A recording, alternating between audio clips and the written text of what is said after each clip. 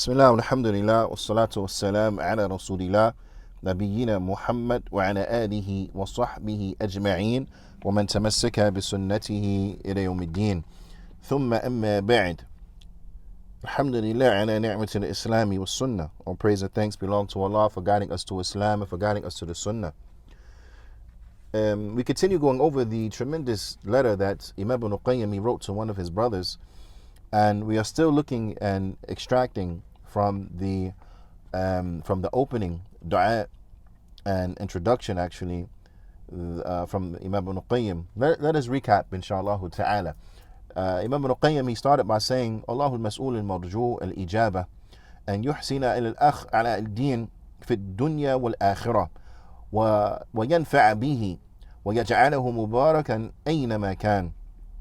What means, and Allah is the one who we ask and who answer we seek and hope for, that He makes our brother Alauddin, that He is good to our brother Alauddin in this world and in the next, and that He makes him a source of benefits, and that He makes him blessed wherever he may be.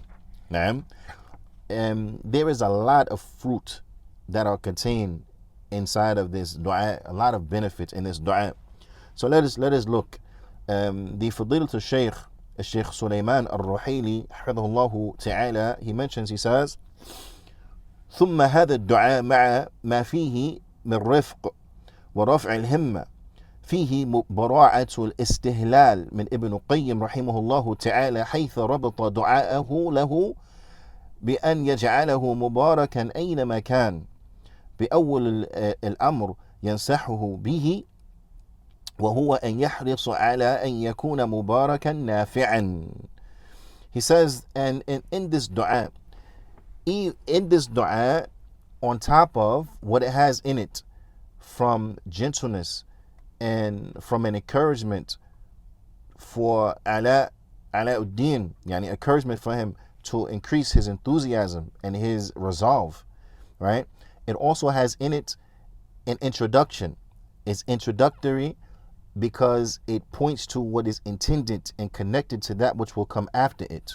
So it gives you an indication of that which comes after it, and it is linked to it almost like a preface, from the standpoint that he connected this dua, with the fact that he's asking that Allah Ta'ala make him blessed wherever he may be. So therefore you have therein actually the first thing that he's advising him with. The first piece of advice is contained in the dua, and that is that he strived to be one who is blessed and one who is beneficial. He strived to be one who is good and one who benefits others. So he's good himself and he benefits others. He's a source of good and he points others to good. And what is intended in this and what is necessitated in order for one to be good is that what? وَأَن يُجَالِسَ الْمُبَارِكِينَ النَّافِعِينَ, and that he sit with those who are good and those who are beneficial. That not in order to be good, in order to be blessed and beneficial, then you have to sit with those who are good, blessed and beneficial. This is a very important lesson. And this is a lesson, when it comes to the affairs of the dunya, we tend to understand. When you want to be successful, you have to put yourself around successful people. If you want to be good in business, you put yourselves around those who have reached those things in business that you are trying to reach. This is like common sense and we get it. But when it comes to the deen, for example, unfortunately, a lot of times our common sense, it flies out of the window. We don't understand. We don't employ the same level of common sense when it comes to the deen and the affairs that are linked to the hereafter. If we want to be good, then we have to be around people who are good. You're not going to be good and you surround yourself around people who are bad, right?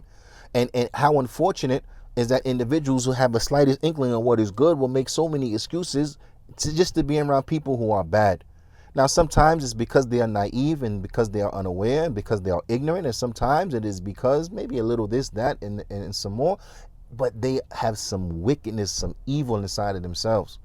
So I want you to reflect and think about that. If you are one of these people and you find yourself always trying to make excuses of why you want to be around this bad person, perhaps you need to step back, look at yourself, Perhaps it is some evil and corruption that is in your heart that makes you lean towards evil people, and realize that your justification or why they are not that bad is just that is a justification to try to convince others that there is some level of nobility in your quest to try to help these people, when the reality of it is that you're not trying to help them, but you're only around them because that's how they are, and you in actuality, you do not want to be around good people because you find comfort in the evil of the evil ones. Sometimes we have to be honest enough to call a spade, call ourselves out if that is the case. We have to be honest enough to assess ourselves and to change when we find these type of things. In any event, if you want to be good, you have to put yourselves around people who are good. وَأَنْ يَحْذَرَ مِنْ مُجَالَسَةِ مَنْ مُحِقَتْ بَرَكَةُ مُجَالِسِهِمْ. And you have to also, at the same time, while striving to be around those who are good, you have to be wary and beware of the sittings of those individuals who the barakah has been destroyed from their sitting. الَّذِينَ لَا تَزِيدُ مُجَالَسَتُهُمْ الْمُؤْمِنَ خَيْرًا. Those individuals who their sittings do not increase the believer in good. You have to beware of sitting with those individuals who their sitting does not increase the believer in good. بل تضيع له وقته. But rather they will waste his time. يعني تضيع له وقته. But rather they will waste his time. نعم. وفي الغالب إذا لم يكن المجلس فيه خير فلا بد أن يخرج الإنسان منه مخدوشا. Because generally and typically, if the sitting is not a sitting of good, then the person undoubtedly, they will not leave it unscathed. They will get scraped up. They will get messed up. Now, you're gonna leave it, and you're gonna be hurt in some way or another. You're going to be hurt. You're not going to leave it unblemished and unscathed. لأن الناس إذا لم يشتغلوا بالخير أوشك الشيطان أن يوقعهم في الشر. Because the people, if they do not involve themselves and busy themselves with doing good, the shaitan is going to plunge them into evil. ولو بأدنى الغيبة, even if it's with the slightest and most remote of backbiting.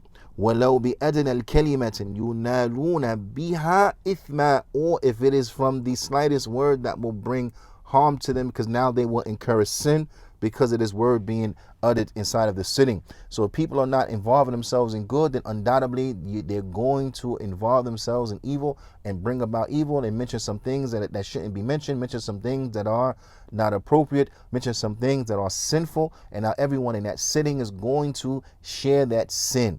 Mention some backbiting, now everyone in that sitting is going to share that sin.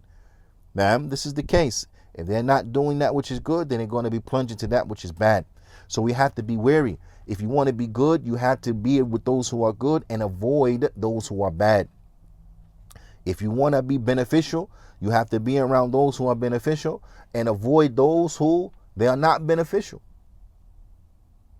Okay?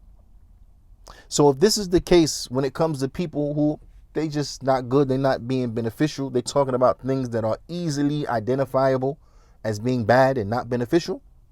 If this is the case with them, فَكَيْفَ, then what about مُجَالَسَةِ أَهْلِ الْبِدْعِ? Then now what about sitting with the people of innovation? What about sitting with them? Because if it is as such that we are to avoid the sittings with those individuals who, when we sit with them, we know and we can clearly see that they're not being beneficial and that they are doing things that are not appropriate and things that are wrong. We can clearly see that. Then now what about sitting with the people of innovation? الَّذِينَ يَنْشُرُونَ مَا يُسَمُونَهُ عِلْمًا وَهُوَ جَهْلٌ وَشَرٌ. Those individuals who they spread what they call knowledge, but in actuality, it is ignorance and it is evil. You understand?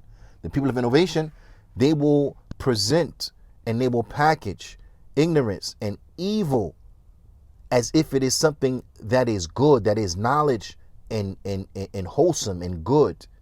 Because these are the individuals who they say, if not with their mouths openly, but with that which is implicit. They don't say it explicitly, they say implicitly that the Prophet ﷺ, he did not fulfill his message. That the Prophet ﷺ, he did not complete his mission. And due to that, they have to add to the religion that which the Prophet ﷺ neglected to bring.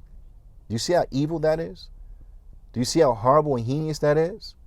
But this is what their actions and their statements imply when they bring about things to the deen that was not taught to us by the Prophet ﷺ, but they package them as being good and necessary and key ingredients if you want to go to the Jannah. Where the Prophet ﷺ, he said, مَا مِنْ خَيْرٍ يُقَرِّبُكُمْ إِلَى الْجَنَّةِ وَيُبَعِدُكُمْ عَنِ النَّارِ إِلَّا وَقَدْ أَمَرْتُكُمْ بِهِ. That there is no good. The Prophet ﷺ, he said, there was no good that will get you close to the Jannah and remove you and bring you away from the fire, make you very far from the fire, except I already commanded you to do it. So there's nothing that's going to get you to Jannah except I commanded you to do it. There's nothing that is going to make you successful in the next world except I already commanded you to do it. So there's nothing that's left. Everything that will get you close to the Jannah, the Prophet ﷺ, he commanded us to do it. He taught us about it. He didn't leave any stone unturned. He didn't leave anything. He didn't forget anything. Nothing was neglected. But these individuals will come and say, no, actually, it wasn't, something stuff was neglected, so we have to add this. A'udhu billah. This is evil. You understand how strong this is? So if we are not allowed and if we are warned from sitting with people who their evil is easily identifiable, then what about the people of bid'ah who their evil is subtle and not easily identified? The Shaykh, he says, فَلَا شَكْ أَنَّ الْحَذَرْ مِنْ مُجَالِسَتِهِمْ أَعْظَمْ. He said, then there is no doubt that being having or what would you say, being wary of sitting with them is even greater. Now, being wary and being warned from sitting with them is even greater due to this fact of them bringing you evil in a subtle manner. So there's something actually that I want to on this point just remind my brothers and my sisters with, right? Because I believe that there are many who are good and they want good, but perhaps they are misguided in this affair, or they are ignorant or unaware. And that is that, listen, I understand that there are individuals who claim Salafiyya, but they are people of extremism. They are people of ghulu. Now, those individuals who reduce the mashaykh down to just one or two, and if you don't follow these mashaykh, and if you don't agree with every statement that they say and things like that, then you're not Salafi and they kick you off the da'wah and so on and so forth. Now, those individuals who they can speak bad about so many of the ulama from Ahl Sunnah, whether it is Sheikh Sulaiman al-Ruhaili or Sheikh Abdul Razak al-Badr or Sheikh Abdul Muhsin or Sheikh Muhammad bin Hadi or from the Mashaykh of Ahl Sunnati wal Jama'ah, they can speak bad about them and then turn around if one of these Mashaykh like Sheikh Muhammad bin Hadi or whoever refute some of them and say, oh, they split the Salafis and they are make oppression against the Salafis, where these individuals for years have been warning against Salafis, have been warning against the ulama, have been speaking bad against the ulama, have been coming together like an evil cabal against the people of the Sunnah, and then have the nerve to say that there are other people who are oppressing Salafis when they are the main people oppressing Salafis, that there are other people splitting the ranks when they are the main source for the split in the ranks. Yeah, subhanallah. So this ghulu, this extremism, is clear. People see it. So they say, you know what? I don't want nothing to do with them or anybody with them, anybody down with them. I don't want nothing to do with them, period. And that's understandable, right? And that's how you should be. But at the same time, unfortunately, sometimes the criterion for some people becomes anybody who's not them. Anybody who's not them, I'm okay with, as long as you ain't them. And that cannot be the criterion, because as we know, the world is not cut up like that. It's not black and white like that. You understand? Everybody who's not down with that foolishness doesn't mean that they don't have another form of foolishness. And I'm seeing that people are going from being too hard to being too soft. And we're supposed to be balanced in the middle. They go from being too hard to being too soft. They go from accepting almost nobody to what it feels like accepting almost anybody, as long as they're not with them. This is not correct, because now you're going from being too hard to being too soft. I'm seeing individuals and they are lackadaisical and they are haphazard when it comes to who they sit with. And I'm not just saying that they were on the same panel or they went to a masjid and somebody that was whacked out was at that masjid too, but to the point where you find them making excuses for these whacked out individuals. You find them defending these crazy and whacked out personalities. You'll find them standing up for these crazy and whacked out individuals, even though they may have to come later and say, oh, well, I was wrong, this guy's bugging out now. Yeah, subhanallah. So watch yourself, because you was very fast in saying something good about him. Now you got to walk it back. You was very fast. You was quick to say something good when we know al-ajla min ash-shaytan. Being haphazard and fast and rushing, that's from shaitan. So be careful. So I warn the brothers, and I caution the brothers, and I caution the brothers and the sisters. Just because they're not with those extremist ghulat guys, that don't mean they're okay. Does not mean that they're okay. Because there are plenty of people who are not with them who are not okay. Okay? So be careful. I'm seeing people post stuff from people who are Ash'ari, from the Ash'ira. Okay, they're not with them guys, but you want to post an Ash'ari? No, calm down. Hold on. Understand what's going on. You have fallen into error. So don't go from being too hard to being too soft. Okay? In any event, ala kulli hal. The Shaykh, he goes on and he mentions, he says, وفي جمع ابن القيم رحمه الله تعالى بين الدعاء بأن يجعله أن يجعله الله مباركا. He said, so in combining between the dua and asking Allah to make him blessed, ونصيحته له بأن يكون مباركا مجالسا للمباركين، إشارة إلى ما ذكرناه من أن الإنسان إذا دعا ينبغي أن يبذل ما يستطيع من الأسباب للتحقيق ما دعا به. He says, so when we see the combining here between making dua to Allah Ta'ala, then he make him blessed, and also advising him to sit with those individuals who are good. Now, in order to be blessed, that he has to sit with those individuals who are blessed, those individuals who are good. Then in that there is a this points to what we aforementioned, that an individual, when they make dua, it is incumbent upon them that they strive hard in taking the means necessary for the attainment of that which they're asking for. Now, وَكُلَّمَا عَظُمَ الْمَطْلُوبِ, and every time the request is greater, يعني في الدعاء وكان البذل بسبب الأعظم, then the action that you have to bring forth has to be greater. So every time the ask is greater, the action has to be greater. So if you're asking for a great thing, then you got to put forth great effort, great actions in order to attain that. فالجنة لا تنال إلا على جسر من التعب.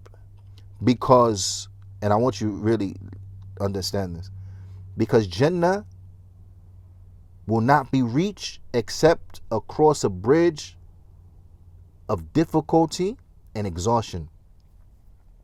You understand?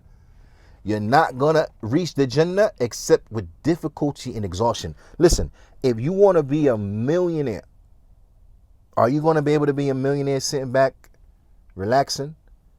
Right? You're going to be a millionaire like that? No, you have to put forth work to be a millionaire. If you want to be a multimillionaire, you have to put forth work to be a multimillionaire. Listen, let's go back even beyond that. If you want to be in the six figures, you want to get to the six figures and you just chilling? No, you got to put forth work. You got to put forth work. So if you have to put forth work to get to the six figures, okay? If you have to put forth even more work to become a millionaire, if you have to put forth even more work, more work, more than 10 times the work to be a billionaire, then how much work you think you need to get to the Jannah? A lot of work. So the understanding that a lot of the young people have, and even some of the older people, wa'iyadu billah, and those who don't have the proper aqidah, that I'm good, I'm going to Jannah, I'm okay, because I got a good heart, I don't got to do a lot, and I'm going to have a whole bunch in the hereafter.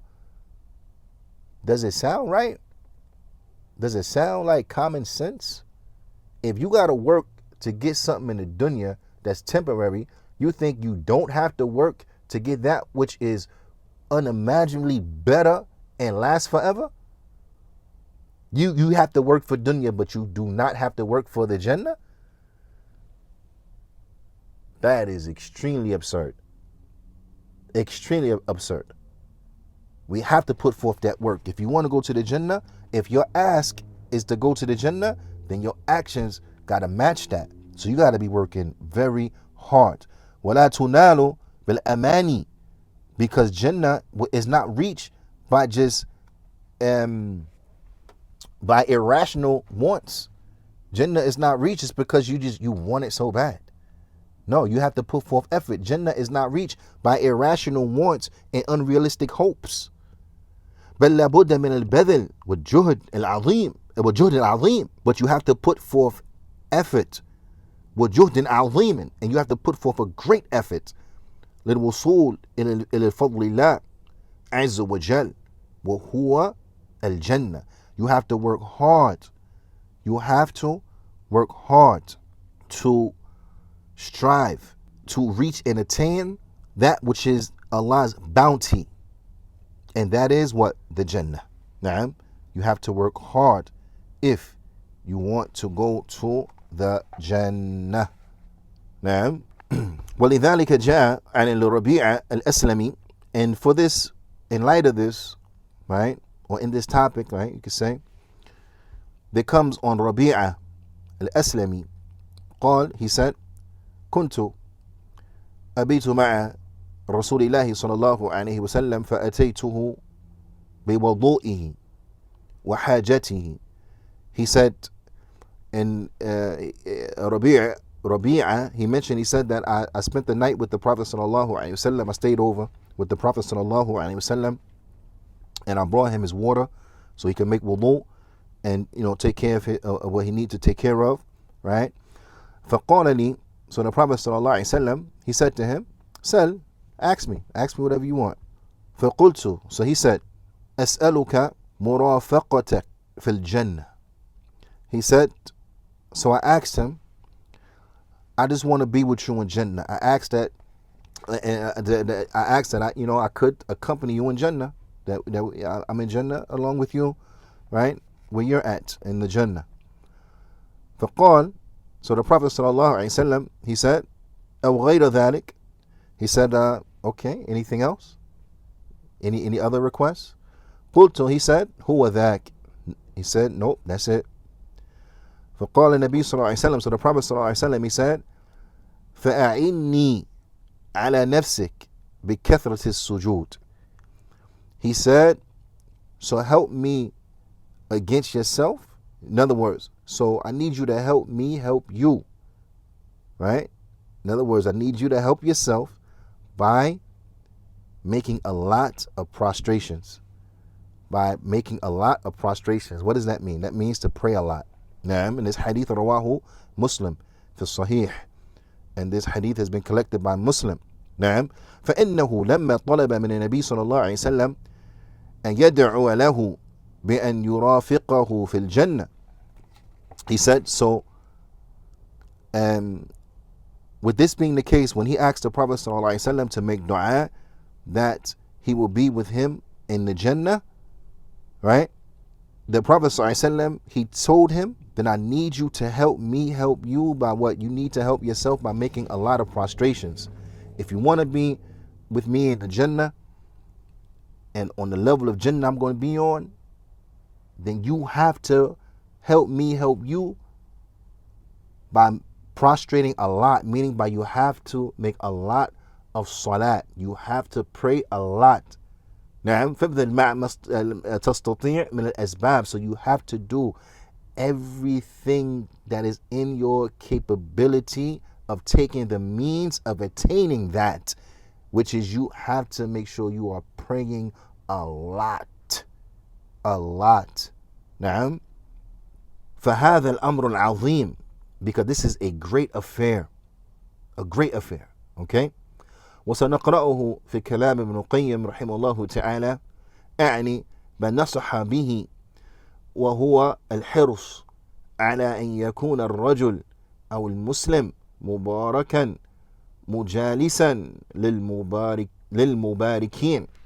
He says, and in this this is a great affair, and inshallah ta'ala we're going to read it from the speech of Ibn al-Qayyim rahimahullah ta'ala, meaning and that which he advises, and it is to strive, to be diligent, and to work hard, to be a man or to be a Muslim who is blessed,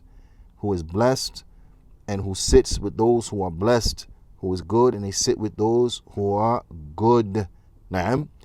And bithnillahi ta'ala, with that, the next time we'll get into the next part of the book where Imam Ibn al-Qayyim, he starts to break it down, na'am, and go more into depth on what is needed and what is meant to be blessed and to be good.